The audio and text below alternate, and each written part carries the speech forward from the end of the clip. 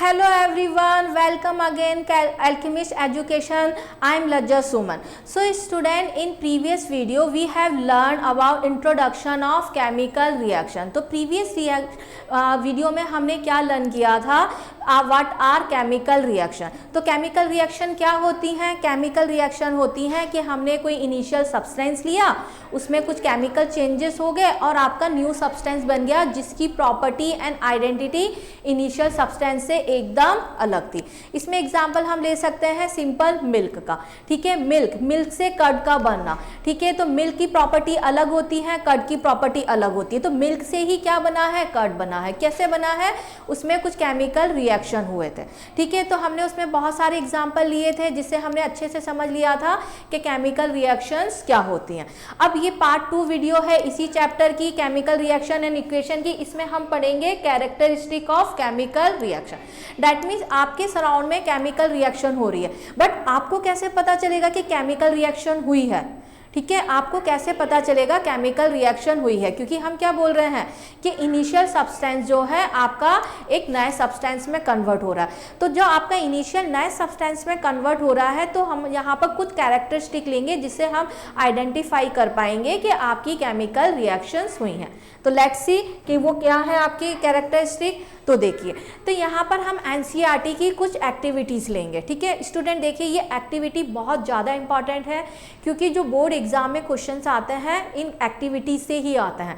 Sometime case studies में आपको यही एक्टिविटी पूछी जाती है, तो आपको सिर्फ एनसीईआरटी की सारी केस स्टडी अच्छे से लर्न करनी है, ठीक है। तो यहाँ पर हम उसका एनिमेटेड वीडियो देखेंगे एक्टिविटीज़ का, जिससे आपको इसको समझने में ईजी हो जाएगा, ठीक है।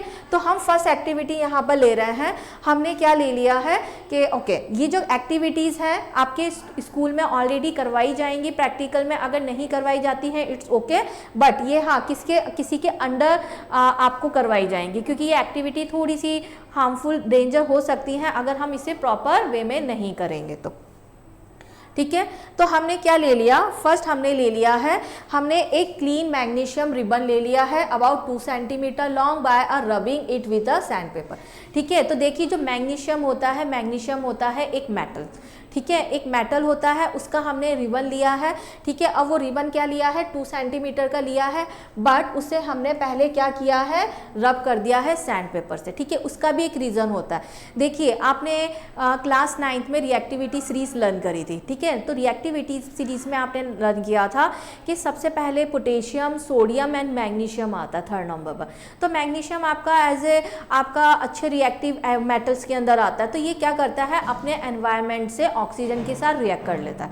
तो जब ये ऑक्सीजन के साथ रिएक्ट करता है तो इसके ऊपर एक लेयर आ जाती है मैग्नीशियम ऑक्साइड की, हमें उसे रिमूव करना होता है। इसलिए बिफोर एक्टिविटी इसे हम अच्छे से सैंड पेपर से रब कर लेते हैं ताकि यहाँ पर जो हम उसकी बर्निंग करवा रहे हैं वो ईजिली हो जाए, ठीक है। अब आपने वो रिबन ले लिया, ठीक है, एंड हम क्या करेंगे? यहाँ पर एक बर्नर लेंगे, ठीक है, और बर्नर को हम ऑन कर लेंगे, ठीक है, ठीक है।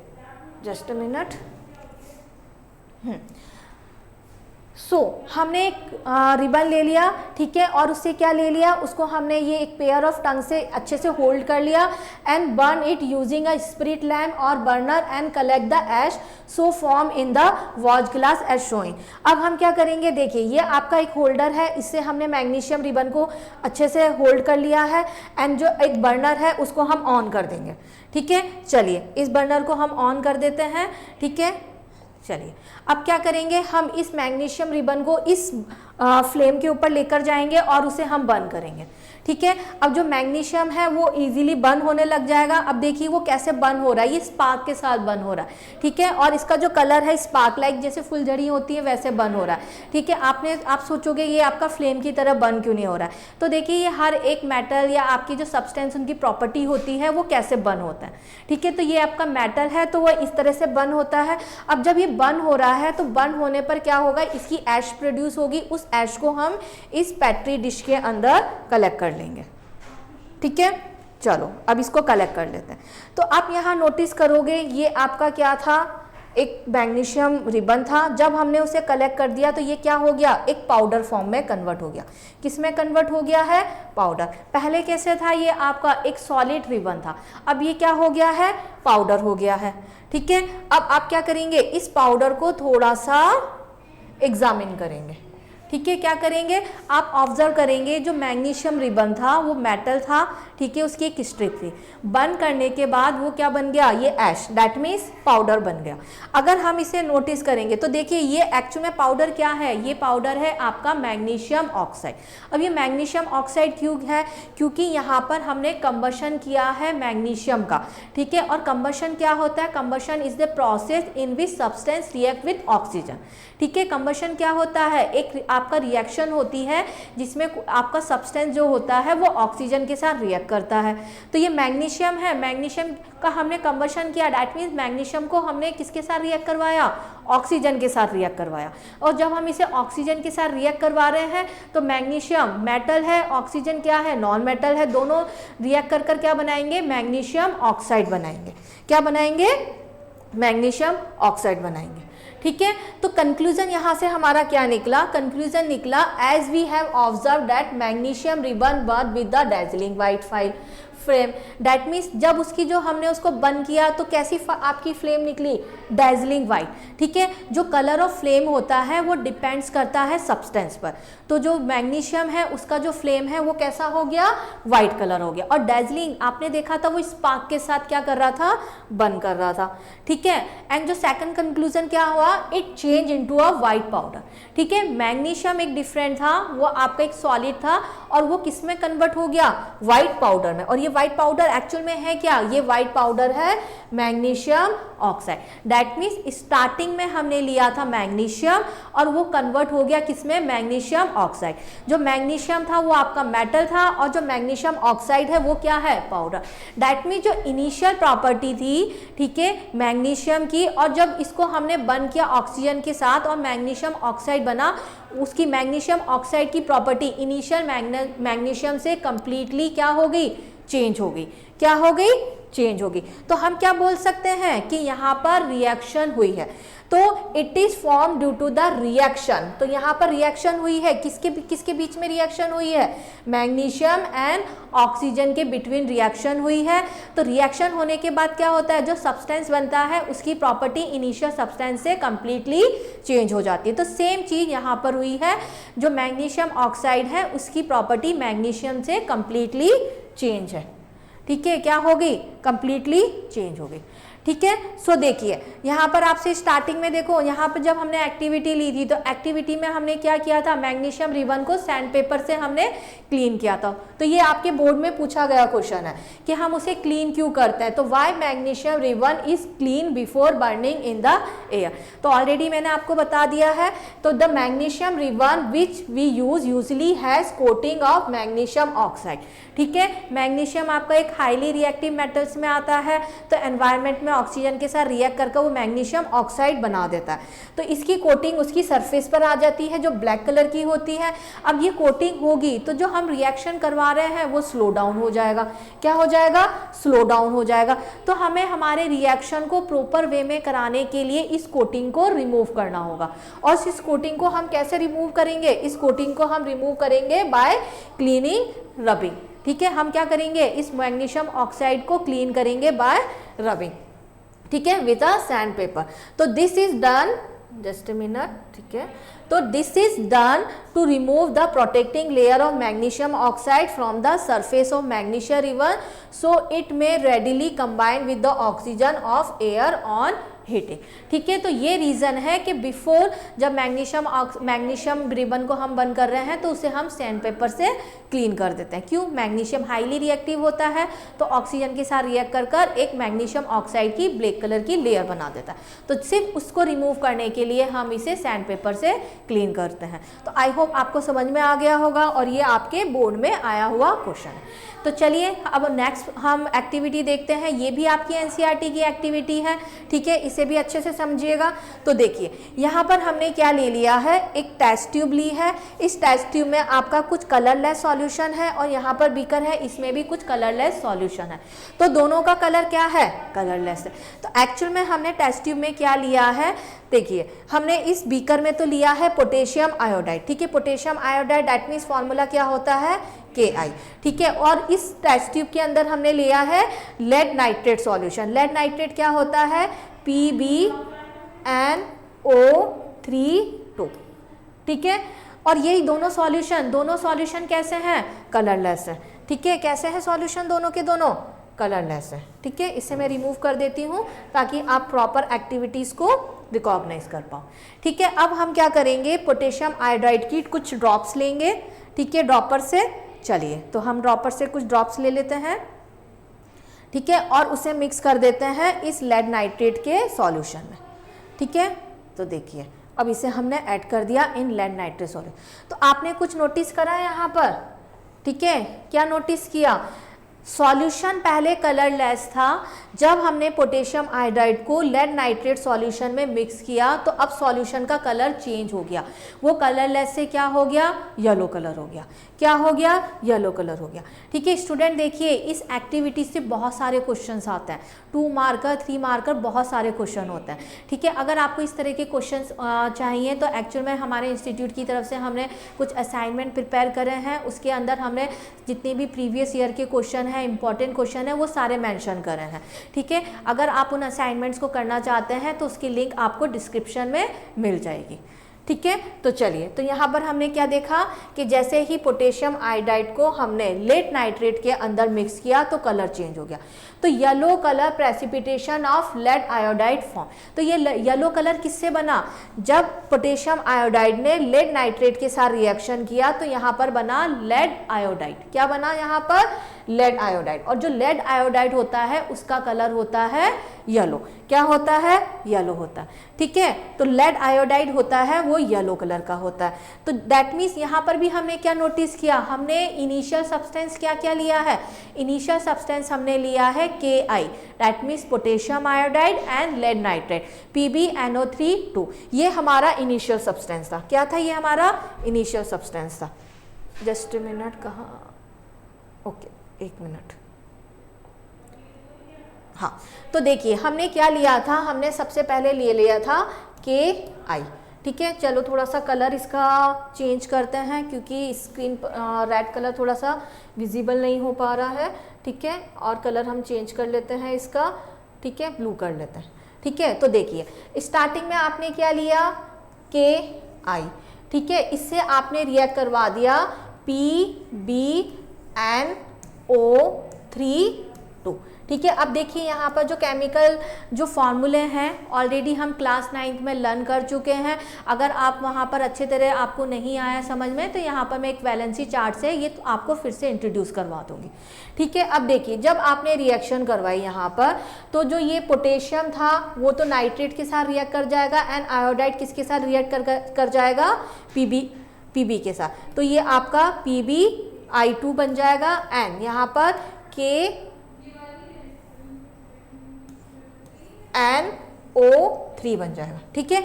तो जो Pb है ये वाला, ये किस कलर का है, ये येलो कलर का था।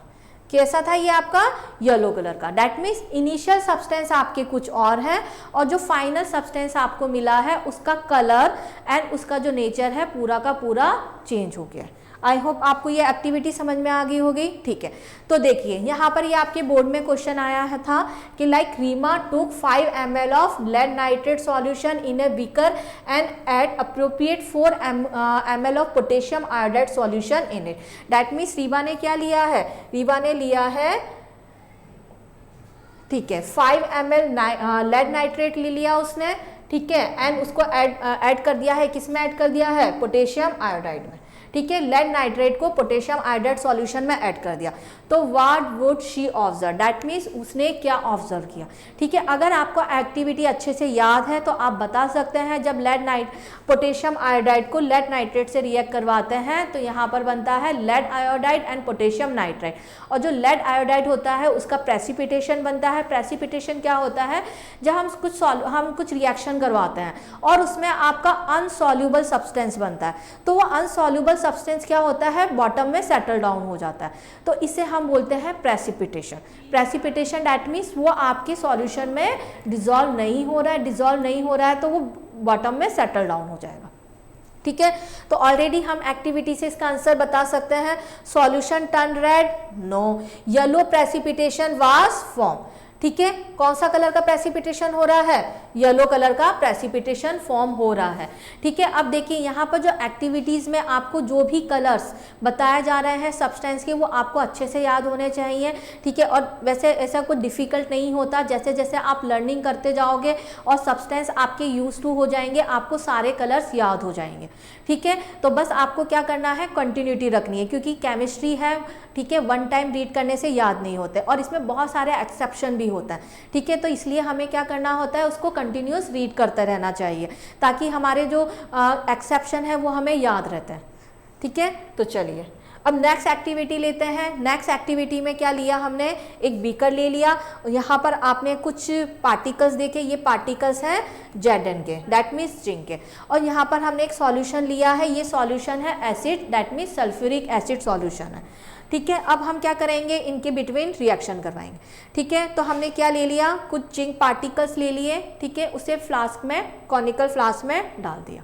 क्या है ये, जिंक ग्रैनुअल। ठीक है, जिंक क्या होता है, ये भी मेटल्स होता है, लेकिन हमने उसके ग्रैनुअल लिए हैं, दैट मीन्स उसके छोटे छोटे पीसेस लिए हैं। अब छोटे छोटे पीसेस क्यों लिए हैं, तो देखिए जैसे जब हमने उसके छोटे छोटे पीसेस कर दिए, उसका सरफेस एरिया इंक्रीज हो गया। सरफेस एरिया इंक्रीज हो गया तो वो रिएक्शन के लिए उसको ज़्यादा सरफेस मिल जाएगी और वो ईजिली रिएक्शन कर पाएगा। ठीक है, अब हमने इसमें क्या मिक्स कर दिया, इसमें हमने डाइल्यूट H2SO4 लिया। ठीक है, H2SO4 एक एसिड होता है, हमने उसे डाइल्यूट लिया है। डाइल्यूट क्यों लिया है, हम नॉर्मल रिएक्शन कर रहे हैं, अगर हमने कंसंट्रेट किया तो जो रिएक्शन है ये मतलब हाईली एक्सोथर्मिक होता है। एक्सोथर्मिक क्या होता है, जिसमें बहुत सारी हीट रिलीज हो। ठीक है, तो हमने प्रिकॉशन के लिए क्या ले लिया, डाइल्यूट H2SO4 ले लिया। अब इससे हम क्या करेंगे, इस डाइल्यूट H2SO4 को हम मिक्स कर देंगे, डाल देंगे इन जिंक ग्रैनुअल के ऊपर। ठीक है, अब आप नोटिस करेंगे जब हमने इसमें डाल दिया। ठीक है, एक मिनट ना,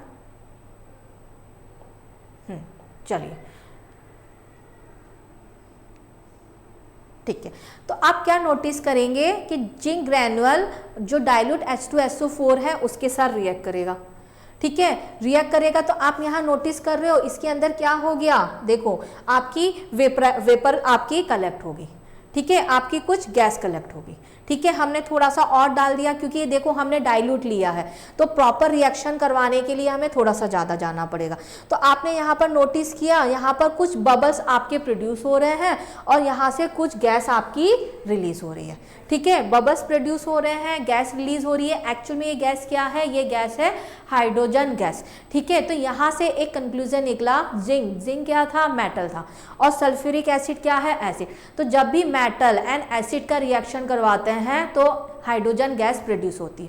ठीक है, ये हम अगेन फिर से पढ़ेंगे, मेटल एंड नॉन मेटल वाले चैप्टर में भी इसे हम पढ़ेंगे, and acid, salt and base उसके अंदर भी पढ़ेंगे। देखिए केमिस्ट्री है, केमिस्ट्री क्लास 10th में आपके पूरे 4 चैप्टर हैं और ये सारे चैप्टर आपस में कहीं ना कहीं इंटरलिंक्ड है। दैट मीन्स अगर हम बात करें तो ये वाली रिएक्शन आपका जो सेकंड चैप्टर है एसिड, बेस और सॉल्ट उससे भी रिलेटेड है क्योंकि यहाँ पर हमने एसिड यूज किया है, एंड जो थर्ड चैप्टर है मेटल एंड नॉन मेटल उससे भी रिलेटेड है क्योंकि यहाँ पर हमने क्या लिया है, जिंक मेटल लिया है और उन दोनों के बिटवीन हमने रिएक्शन करवाया। ठीक है, तो जब कोई भी मेटल एसिड के साथ रिएक्ट करता है तो मोस्टली हमेशा आप देखो मोस्टली आपकी हाइड्रोजन गैस प्रोड्यूस होती है। कुछ केस आपके एक्सेप्शन होते हैं जो कि हम उस चैप्टर में लर्न करेंगे। तो यहाँ पर क्या प्रोड्यूस होगी, आपकी हाइड्रोजन गैस।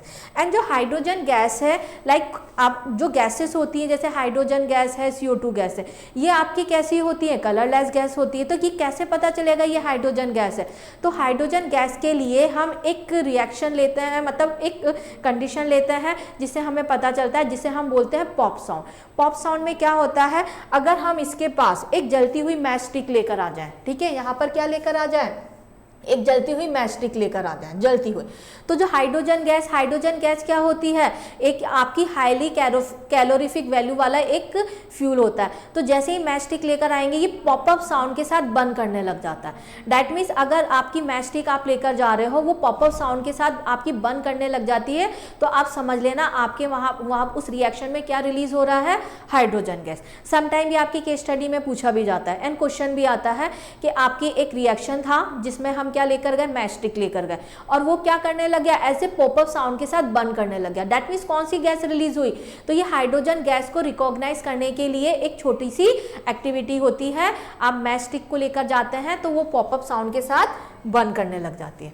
तो यहाँ पर क्या कंक्लूजन निकला, इससे कंक्लूजन निकला कि जब जिंक ग्रैन्युअल को डाइल्यूट सल्फ्यूरिक एसिड के साथ हमने रिएक्ट करवाया, क्या करवाया, रिएक्ट करवाया, ठीक है, तो फॉर्मेशन ऑफ बबल्स, ठीक है, क्या बना, बबल्स फॉर्मेशन हो गया। बबल्स क्यों बने, क्योंकि वहां से गैस आपकी रिलीज हो रही है। दैट मीन्स इस रिएक्शन में क्या हो रहा है, गैस रिलीज हो रही है, ठीक है। एंड दूसरा क्या होता है, देखो जब भी हम एसिड से किसी चीज को रिएक्ट करवाते हैं ना, ये हाईली एक्सोथर्मिक होती है। एक्सोथर्मिक रिएक्शंस क्या होती हैं, जिसमें हीट प्रोड्यूस होती है।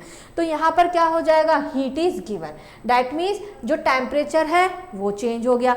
एक तो गैस रिलीज हुई, एक आपका टेम्परेचर भी रिलीज हो गया, ठीक है। एंड दूसरा हो गया state of change of state. अब स्टेट कैसे चेंज होगी, देखिए सल्फ्यूरिक एसिड कैसा है, ये आपका लिक्विड है, क्या है, ये आपका लिक्विड है।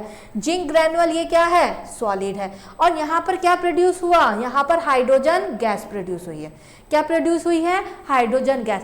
दैट मीन्स हमने रिएक्शन के अंदर इनिशियली क्या लिया था, एक लिक्विड एंड सॉलिड लिया था। आफ्टर रिएक्शन हमें क्या मिला, गैस मिला। That means change of state हो गया। क्या हो गया, चेंज ऑफ स्टेट हो गया। आई होप यहाँ तक आपको समझ में आ गया होगा। तो हमने क्या बोला कि यहाँ पर केमिकल रिएक्शन हुई है। कैसे पता चला, एक तो गैस रिलीज हो रही है, ठीक है, टेम्परेचर चेंज हो रहा है, ठीक है, गैस रिलीज हुई, टेम्परेचर चेंज हुआ एंड चेंज ऑफ स्टेट, और स्टेट भी चेंज हुई है, क्योंकि यहाँ पर क्या हुआ है, एक केमिकल रिएक्शन परफॉर्म हुई है, ठीक है। चलिए सो देखिए, identify gas A in the following experiment, ठीक है। तो ये ऑलरेडी आपके सैंपल क्वेश्चन पेपर 2021 में था कि आपकी एक रिएक्शन है, ठीक है, आपको ये फोटो गिवन था।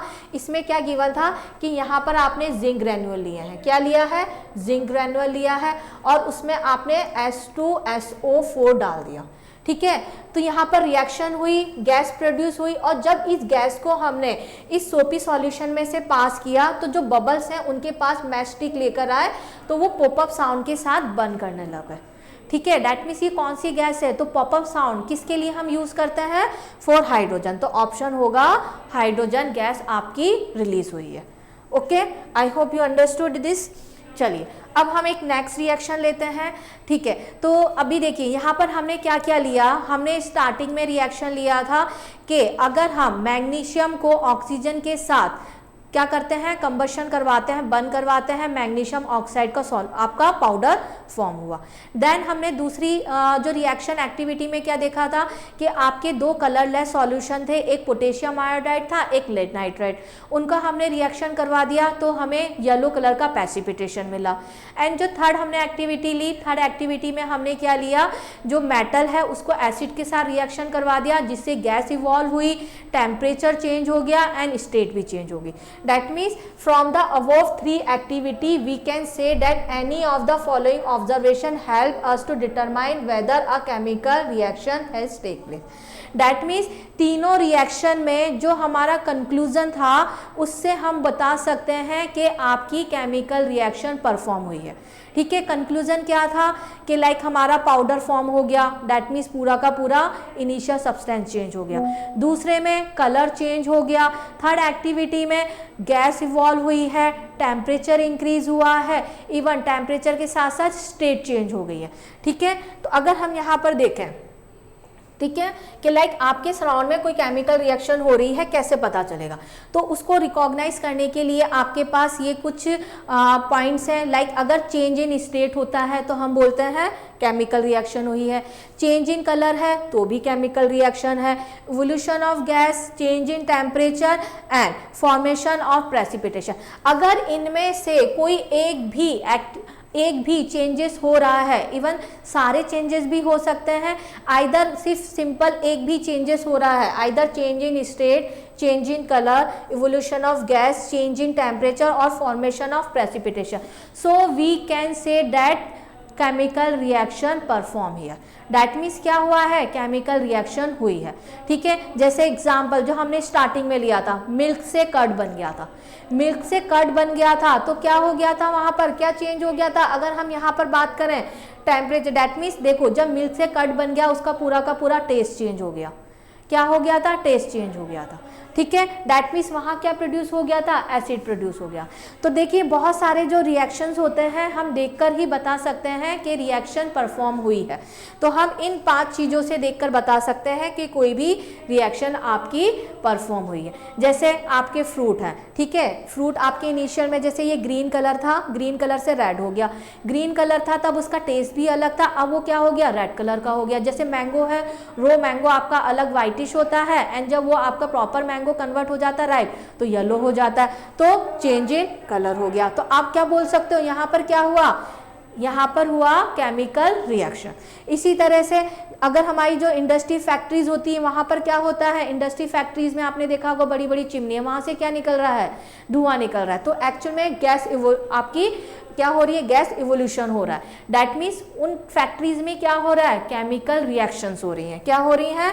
केमिकल रिएक्शन हो रही है। ठीक है, फॉर्मेशन ऑफ प्रेसिपिटेशन हो गया। दैट मीन्स कोई आपका अनसॉल्युबल सब्सटेंस प्रोड्यूस हो गया तो हम क्या बोलेंगे?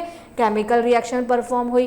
तो इस तरह से हम कुछ कैरेक्टरिस्टिक से बता सकते हैं कि आपकी केमिकल रिएक्शन हुई है। तो कैरेक्टरिस्टिक ऑफ केमिकल रिएक्शन क्या है? फर्स्ट है आपका चेंज इन कलर। कहाँ चेंज कलर हुआ था आपका? जब हमने लेड नाइट्रेट को पोटेशियम आयोडाइड के साथ रिएक्ट करवाया था।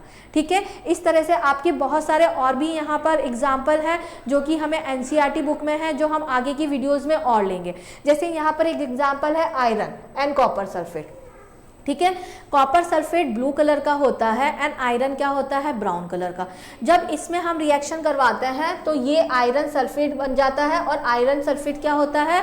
ब्लूइश ग्रीन कलर का होता है। ठीक है, ये आपका ब्लू कलर का होता है एंड यहाँ पर ब्लूइश ग्रीन, दैट मीन्स क्या हो गया?